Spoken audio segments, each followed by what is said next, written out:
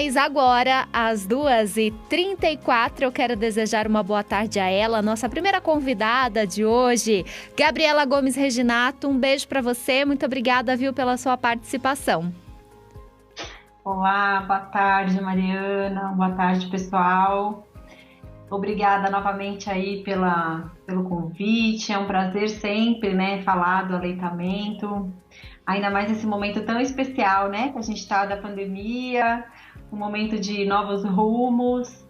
Então, é muito importante e é muito bacana vocês darem esse espaço também para que a gente consiga orientar bem as pessoas. Com certeza, como eu disse, pessoal, a Gabriela é mãe, enfermeira e consultora em amamentação, e vou inclusive deixar o espaço aberto aqui para você falar um pouquinho do seu trabalho, né? Te sigo nas redes sociais, você fala sobre esse processo e orienta muitas das mulheres que a seguem, né, Gabriela? Já faz algum tempo que você está nesse ramo, então, portanto, você tem propriedade para falar sobre esse assunto, ainda mais nesse momento, como você bem disse, que a gente está vivendo, né?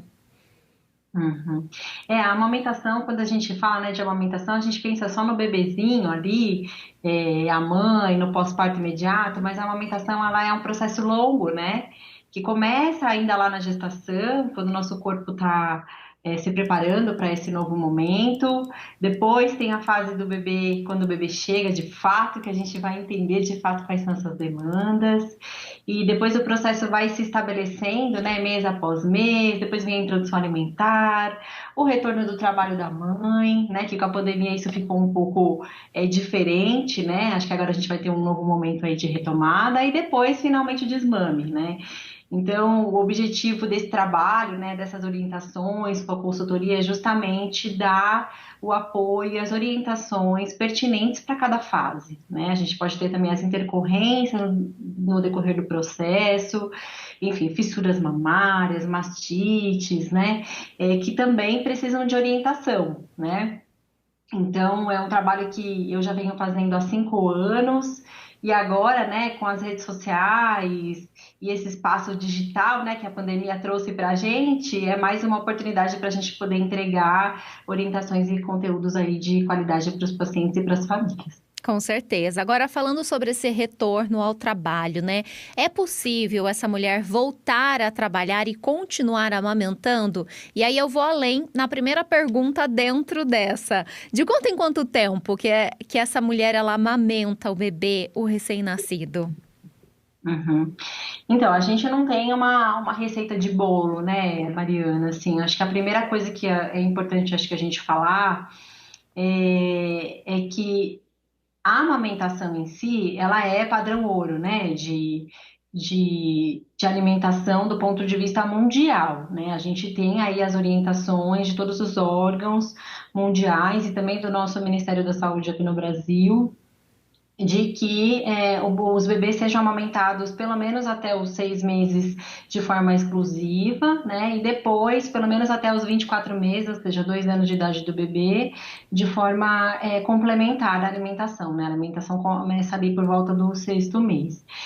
E assim, pensando no retorno ao trabalho, a gente sempre precisa levar em conta como que vai ser essa rotina dessa mãe, né? Especialmente nesse momento agora da pandemia, onde a gente tinha muitas mães em home office, né? Ou trabalhando ainda de forma híbrida, né? Voltando devagarzinho. A gente precisa entender como que vai ser essa nova rotina dessa mãe, né? Em que momento, especialmente, ela tá voltando, se é com um bebê muito pequenininho, se é com... né, porque tem mães que não conseguem esperar até o 6º mês, 5º mês para retornar a trabalhar, né? Então, qual que é o momento que essa mãe tá retornando? Para entender qual vai ser a demanda do bebê e o que é possível fazer dentro do contexto daquela família. Mas só para você ter uma ideia, olha que interessante, né?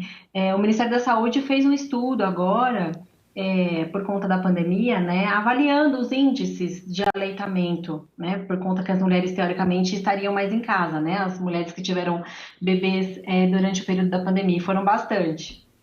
Então a gente teve um aumento muito significativo dos bebês que mamam até 1 ano de idade. Cerca de 53% dos bebês agora já mamam até 1 ano, eles continuam mamando, ou seja, a amamentação com o retorno da mãe, mesmo que de forma híbrida, ela continuou, né?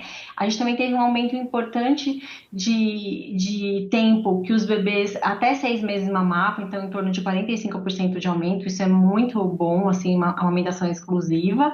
E a gente também teve um aumento de bebês que continuavam mamando exclusiva até 4 meses. O que que isso significa?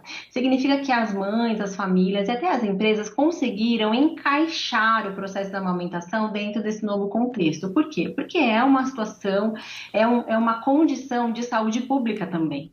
Né? A gente sabe que os bebês que são amamentados, eles ficam menos doentes, né? Fora toda a questão de proteção, né, imunológica que o leite materno oferece, eles ficam menos doentes, eles têm menos infecções, eles têm menos diarreia.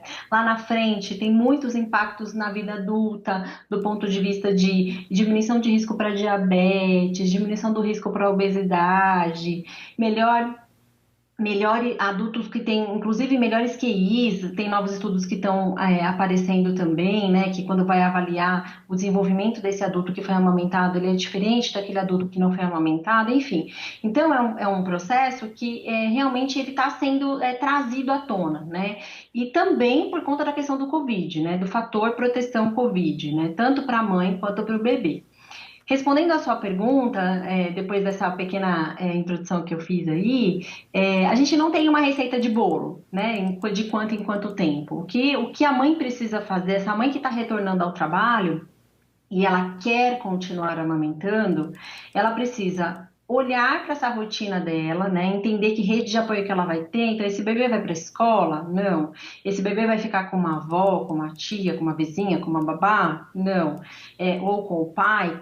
Quanto tempo essa mãe vai ficar fora de casa? Para a gente entender qual vai ser a demanda desse bebê. Né? Mas assim, é perfeitamente possível, tá? Porque eu sempre oriento as mães na medida do possível, né, pensar nessa organização desse processo todo aí, com no mínimo aí 1 mês de antecedência do retorno ao trabalho. Tá? Que é o tempo que a gente tem para poder entender como que vai ser essa nova rotina de ausência da mãe, de quem que o bebê vai ficar, tudo mais, e fazer um trabalho de estoque do leite materno, se assim for a vontade da mãe de continuar amamentando. Era isso que eu ia te perguntar, né, sobre essa volta ao trabalho e a possibilidade de manter esse estoque em casa, então, para que esse bebê ele continue se alimentando desse leite. Isso é possível também. Agora, eu vou compartilhar aqui com você, Gabriela. Eu conversei com uma pessoa próxima a mim que teve bebê há pouco mais de 1 mês e ela falou que agora, de um tempo para cá, o bebê está recusando o peito. Isso é normal? Esse processo, né? E essa é uma mãe de primeira viagem. Então, talvez até para as mães que vão voltar ao trabalho, esse também seja um receio, não? Sim, com certeza. A gente tem, os bebês, eles são uma esponjinha, né? Eles sentem tudo o que a mãe sente, ainda mais nesse começo inicial aí, até os 3 meses, mais ou menos. É um processo de muita simbiose que a gente fala, né? Então, tudo que a mãe sente, o bebê também sente bastante. Então, por exemplo, com relação à volta ao trabalho, esse por si só, independente da pandemia, né, que já é um momento diferente, ela é um momento de angústia para as mães. E normalmente isso reflete diretamente no padrão de mamada dos bebês. Tá? Por quê? Porque ele sente a angústia da mãe, sente a ansiedade da mãe de tal, né, de não saber exatamente como que vai ser, e tem toda aquela questão, né, dessa separação, desse momento que até então estava tão junto desde a barriga, né, e de repente eu tenho que ir para minha vida e deixar o meu bebê com alguém, enfim, né, seja quem for.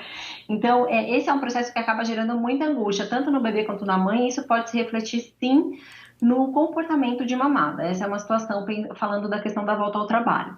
Porém, a gente tem outras situações que os bebês também fazem greve de peito, que a gente brinca, né? Algumas situações que eles podem fazer. Quais são? Então, essa quando a mãe está passando por algum estresse, enfim, né? Ou algum período aí que ela tá um pouco mais nervosa, preocupada, sobrecarregada, mães que têm mais de um filho, né? Que a demanda continua lá e ela tem que dar conta também desse bebezinho pequeno. E o bebê sente, né, essa inquietação da mãe, eles podem fazer greve de peito. A outra situação é quando a gente tem mudanças na rotina. Então, por exemplo, teve muitas visitas, né? Bebezinho com 1 ano normalmente acaba tendo um pouquinho mais, começa a ter, né, um pouco mais de movimento na casa. Teve muitas visitas, saiu, foi para um lugar muito movimentado. Eles também sentem também que eles são muito sensíveis a essas mudanças de rotina. Também podem fazer greve de peito. E também as outras situações são relacionadas ao desenvolvimento do bebê. Então, tem alguns marcos de desenvolvimento e crescimento que o bebê fica um pouco confuso, assim, ele pode também mudar o comportamento. Tem bebê que mama muito mais nessa época e deixa a mãe esgotada, tem bebê que faz greve de peito e acaba durante esse período não querendo mamar tanto e isso deixa a mãe super angustiada.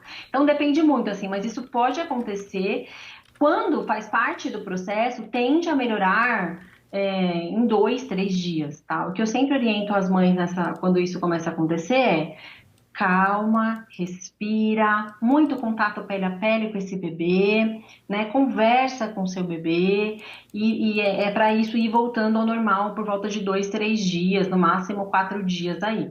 Né? Se não voltou, né, aí a gente precisa olhar o que está acontecendo. Esse bebê está fazendo bastante xixi, está fazendo bastante cocô, né? Como que está o comportamento? Está irritadíssimo? Está muito choroso? Será que eu preciso levar para uma avaliação médica? Né? Aí a gente precisa olhar com um pouco mais de critério, um pouco mais de cuidado, mas isso acontece bastante. Gabriela, com a sua experiência aí, inclusive orientando muitas mães, você tem observado que de um tempo para cá aumentou essa vontade de mães de amamentar? Eu sou leiga no assunto, mas eu digo assim, sempre ouvia-se falar que as mães querem amamentar seus bebês, ok. Mas qualquer dificuldade no passado, a impressão que eu tinha é que essas mulheres já desistiam. E hoje a gente tem um movimento aí, inclusive, que incentiva e que essas mulheres estão aderindo e estão insistindo na amamentação, né? Olha, graças a Deus, a sua percepção está correta. Na prática clínica, o que a gente vê é justamente isso, assim, né? São as pessoas cada vez mais resilientes, se preparando de forma mais antecipada, inclusive, né, para o processo que vai acontecer. Então, acho que isso também, né, a informação que está aí para todo mundo, né, graças a Deus, ela fez esse movimento mesmo, né, de dar mais condições para que as pessoas se preparem para o que está por vir. Né, que realmente eu falo, a amamentação é uma coisa muito importante, né? Que acontece num momento muito delicado da vida, né? Porque é um momento que você está feliz, porém você está com medo, você está num novo momento hormonal, né? De muitas oscilações, uma hora você está triste, outra hora você está feliz. Você está num momento de recuperação física do seu parto, independente se esse parto foi normal ou cesárea. Então, assim, é um momento crítico, uma coisa muito importante que acontece num momento crítico. O que tem acontecido as pessoas têm se antecipado. Então, a saber o que está por vir, eu vejo que tem feito muita diferença, tanto que eu tenho atendido muitas gestantes, fazendo muitas consultorias pré-natal, que eu fico muito feliz quando eu consigo conversar ainda com os bebês na barriga. E o que acontece? Quando as pessoas se deparam com os problemas, que podem de fato acontecer, elas já estão mais preparadas, elas já sabem onde procurar ajuda, né? Já sabem o que tem de recurso para poder tentar minimizar aqueles impactos, enfim. Então eu sinto que hoje as pessoas estão mais resilientes, acho que essa é a palavra mesmo, sabe? Mais resilientes para esgotar as possibilidades para que o processo aconteça.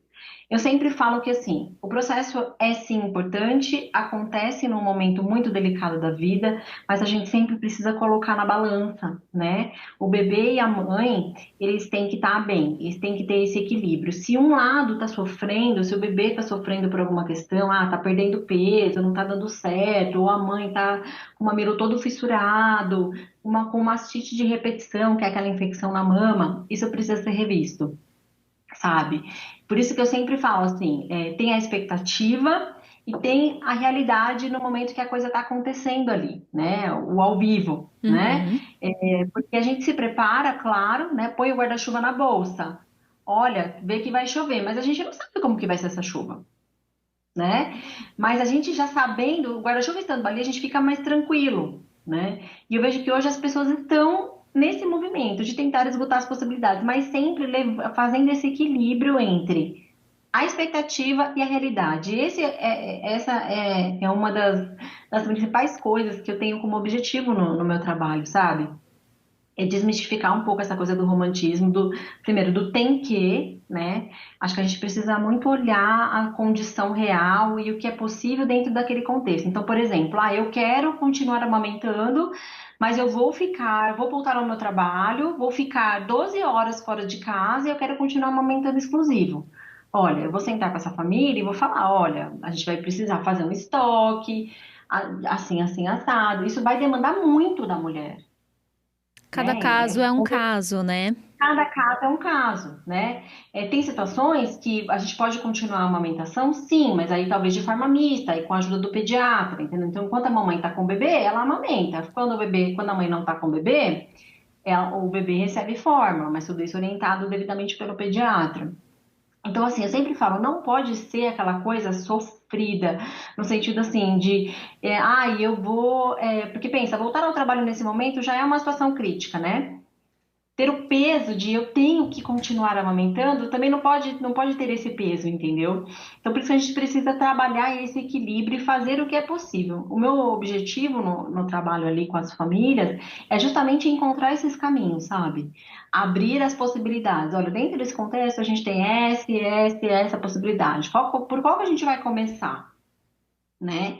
E eu tô junto com a família, independente da via que ela escolha. Não, acontece muito de pessoas que vão voltar ao trabalho, tem uma expectativa de que, eu vou ficar 10 horas fora, quando eu tiver com meu filho eu amamento, e a amamentação acontece por 2 anos ou mais. E tem aquela família que também tem a expectativa, volta ao trabalho, a mãe começa a ter uma relação, né? Que daí volta para o trabalho, vem todos os problemas do trabalho, e o estresse é um ponto crítico também com relação à questão da produção, né? E aí o que acontece? Em menos de um mês o leite seca, Uhum. né? Então, assim, todos esses casos precisam de acolhimento e de orientação, mas principalmente de planejamento, sabe, Mariana? E no sentido, assim, de deixar claro para as pessoas as possibilidades que a gente tem, porque a gente tem muitas possibilidades, né? E a amamentação mista, ela é uma delas, pensando no retorno ao trabalho, né? Hoje a gente já tem várias empresas que têm espaços, né, dentro das empresas que as mães podem ordenhar o leite materno, guardar, porque inclusive no retorno ao trabalho a gente pode ter algumas complicações da mama ficar cheia, né? E isso causar alguns problemas ali para a mãe. Então tem empresas que já têm esse olhar diferenciado para esse momento, mas tem empresas que não, e infelizmente isso ainda não é uma lei no Brasil, que as empresas precisam ter esse espaço, né? Então, por isso que a gente trabalha realmente cada caso, né? Mas tentando principalmente trabalhar assim com um cenário real. Acho que isso é o mais importante para que a gente traga paz e tranquilidade para essa família. Com certeza. Você falou sobre essa questão do cenário real, porque muitas vezes essas mulheres querem amamentar, mas nem sempre é possível, né? Isso pode acontecer também. Mas diante de um cenário, então, em que essa mulher está amamentando bem e vai voltar, então, ao trabalho, é possível a gente conciliar. O que ela tem que pensar? Qual que é o principal ponto com relação a essa questão do tempo, né? Que você citou, que ela vai ficar Uhum, fora de casa. Como que ela vai uhum, fazer toda essa análise de quanto de leite precisa? Ela uhum, consegue dimensionar tudo isso? uhum. Sim, normalmente assim, quando o bebê ele vai no pediatra mensalmente, né? Essa é uma conduta que é multiprofissional, né? E o pediatra ele tem que estar totalmente envolvido nesse processo, tá? Até para ele deixar um backup, inclusive de fórmula, caso necessite durante esse processo. Então, o primeiro ponto é em que momento da vida desse bebê essa mãe está voltando a trabalhar? Né? Ela está voltando a trabalhar depois que esse bebê já começou a comer? É uma situação. Não, ela está voltando a trabalhar antes desse bebê voltar a comer? É outra situação, né? Mas a gente tem, em média, um cálculo que a gente faz por quilo de peso, né, de cada bebê por mamada, né? Pensando em estoque de leite materno, né? Da mesma maneira que a gente tem um cálculo de quilo de peso, um cálculo de volume de fórmula também por mamada, pensando do bebê que não vai fazer a amamentação mista. Então, assim, exige um planejamento, né? Se a gente for falar, ah, não, eu quero continuar amamentando exclusivo, eu vou voltar com meu bebê com 4 meses, por exemplo, eu quero continuar amamentando exclusivo 6 meses. Então, eu vou precisar me organizar e tem toda uma orientação específica para isso, para poder estocar meu leite materno na minha casa para 6 meses. A gente faz todo um cálculo em cima do peso do bebê que vai evoluindo também no decorrer desse tempo, entendeu? Então, mas assim, é perfeitamente possível, porque o nosso corpo, ele não é estoque, ele é fábrica. Então, a gente vai fazer toda uma rotina de ordenha, ou seja, de retirada, de estímulo ao nosso corpo para que ele produza mais para que eu consiga, além do meu bebê mamar, para que eu também consiga guardar, né? Fazer esse estoque que vai ser oferecido no momento que eu estiver ausente. Gabriela, hoje no Brasil, qual que é a recomendação de quanto tempo que essas crianças devem ser amamentadas, né? Por quanto tempo? Hoje, o padrão ouro, vamos falar assim, seriam 6 meses exclusivo, né? Ou seja, a amamentação exclusiva é sem água, sem chás e sem sucos, tá?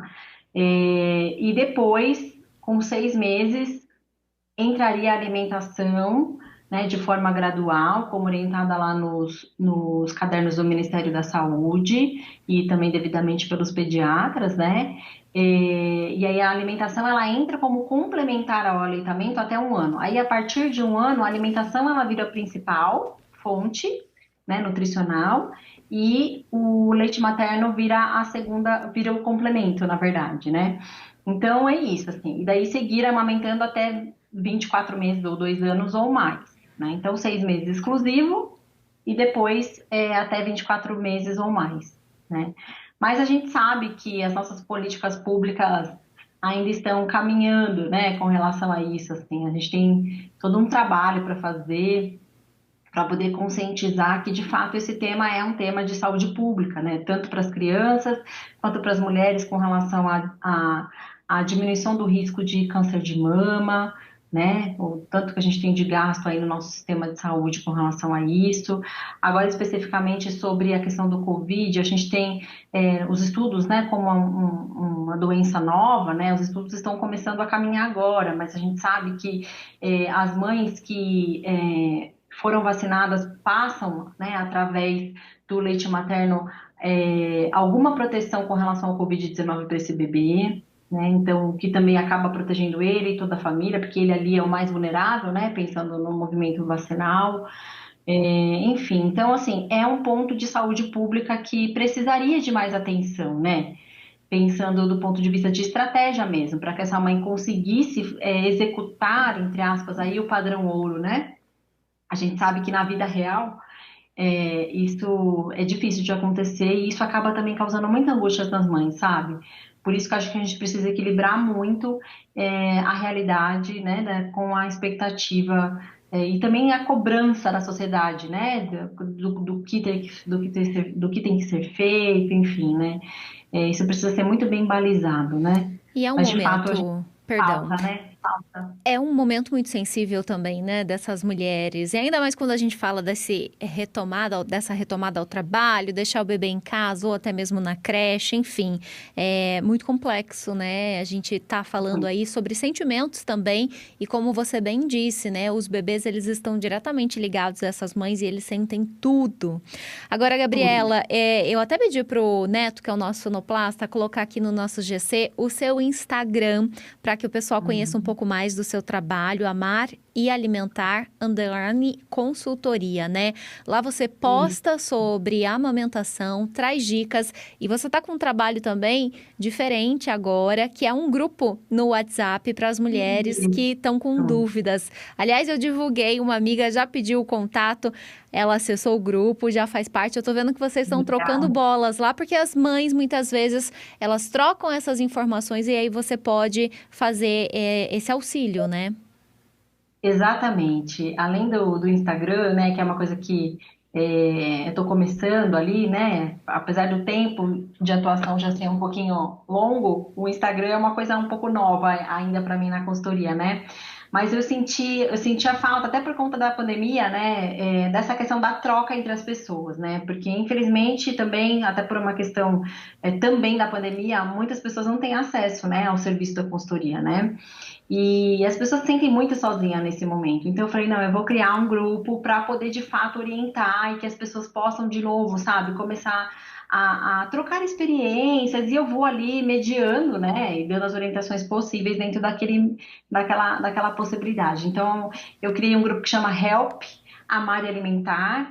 Então o objetivo desse grupo é de fato, antes de mais nada, acolher todas as famílias que ali chegarem, para que a gente consiga fazer trocas, né, sobre as experiências e eu consiga ali dar um norte, dar um direcionamento, dar né, um trilho, né, um fio condutor para que as famílias possam, inclusive, conseguir buscar outras ajudas, né? Porque muitas vezes as pessoas estão tão angustiadas ali dentro daquele momento difícil, né, que é um bebê chorando e você não sabe exatamente por quê, enfim, que elas, né, não sabem nem por onde começar, né?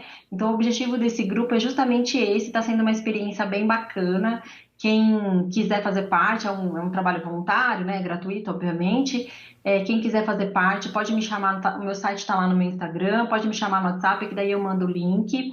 Vai ser um prazer ter as famílias juntas aí para a gente poder trocar bastante e conversar bastante sobre o aleitamento. Com certeza.